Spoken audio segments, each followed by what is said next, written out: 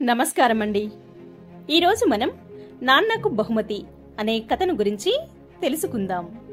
ఒక పాప తన తండ్రితో ఇలా అంది, నాన్న 2 రోజుల్లో నీ పుట్టినరోజు ఉంది, నీకు గుర్తుందా అని. పాప వాళ్ళ తండ్రి అవును గుర్తుంది అంటాడు.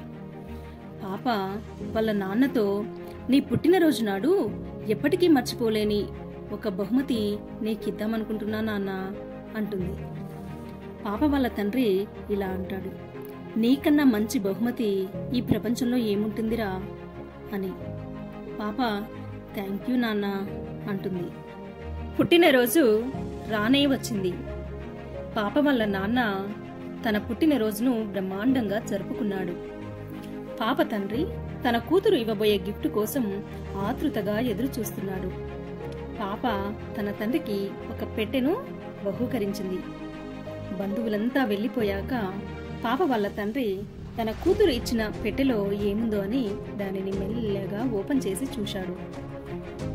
తీరా అది చూశాక చాలా కోపం వచ్చింది తండ్రికి. పాపని పిలిచి, నువ్వు నాకు ఏదో మంచి గిఫ్ట్ ఇస్తావని ఎంతో ఆశగా ఎదురు చూశాను, కానీ ఎందుకు ఇలా చేశావు అంటాడు. ఒక ఖాళీ డబ్బా నాకిచ్చావు, అందులో ఏమీ లేదు అని తన కూతురుపై కోపాన్ని ప్రదర్శిస్తాడు తండ్రి. పాప, నాన్న అందులో చాలా విలువైనవి ఉన్నాయి, అవేంటో నీకు చెప్తా విను అంటుంది. నాకు నువ్వేమీ చెప్పనక్కర్లేదు, నోరు మూసుకో, పోయి ఇక్కడి నుంచి. నీకేమన్నా పిచ్చా? ఈ ఖాళీ డబ్బా గురించి ఏం చెప్తావు నాకు? ఇక చాలు ఆపు అంటాడు. పాప చాలా బాధపడుతుంది. పాప వాళ్ళ నాన్న జరుపుకున్న ప్రతి పుట్టినరోజున పాప ఈ ఖాళీ డబ్బాలే గిఫ్ట్గా ఇస్తుంది. ఇది చూసిన ప్రతిసారి వాళ్ళ నాన్నకి ఎప్పటిలాగే కోపం వస్తుంది. పుట్టినరోజు సందర్భంగా పాప తన తండ్రికి ఒక ఖాళీ డబ్బాని గిఫ్ట్గా ఇచ్చింది.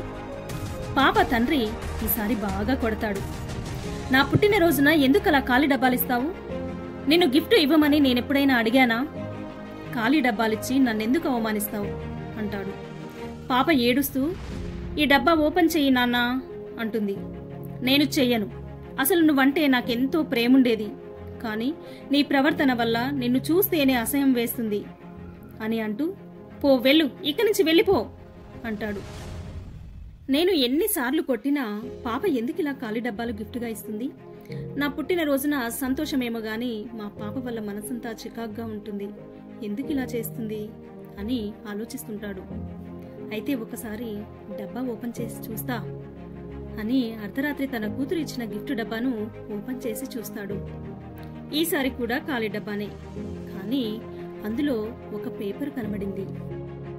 ఏంటబ్బా అది అని తన కూతురు రాసిన లేఖను చదివాడు. ఆ లేఖలో ఇలా ఉంది, నాన్నా నీ పుట్టినరోజంటే నాకు చాలా చాలా ఇష్టం, ఎందుకంటే నా జన్మకు కారకుడివి, నా దేవుడివి నువ్వే నాన్న అంటూ. నాన్న, నీ పుట్టినరోజున నన్ను ఎన్నోసార్లు ఏడ్పించావు, నువ్వు చాలా కఠినంగా ప్రవర్తించావు.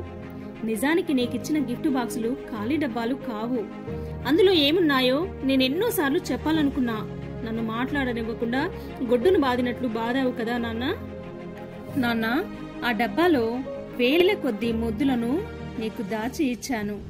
నా తండ్రి పుట్టినరోజున నేను ముద్దులను బహూకరించాను. నువ్వు ఆ డబ్బాలో ఉన్నదేంటో చెప్పనివ్వకుండా నన్ను కొట్టావు. నువ్వు నన్నెంత కొట్టినా నా తండ్రికి ఈ ప్రేమపూర్వక ముద్దులను ఇవ్వకుండా నేనుండలేను. ఈ ముద్దులకు మించిన బహుమతి ఇంకేముంటుంది నాన్న అని రాసింది. ఈ లెటర్ చూసిన తండ్రి దుఃఖంతో తన కూతురు దగ్గరికి వెళ్తాడు. తన కారణంగా ఆయన గాయాలను చూసి బోరున విలపిస్తాడు. నా చిట్టి తల్లిని నేనిలా కొట్టానా? పాపా, నన్ను క్షమించు, నిన్ను అర్థం చేసుకోలేకపోయాను అని తన కూతురిని దగ్గరకు తీసుకుంటాడు. పశ్చాత్తాపపడతాడు.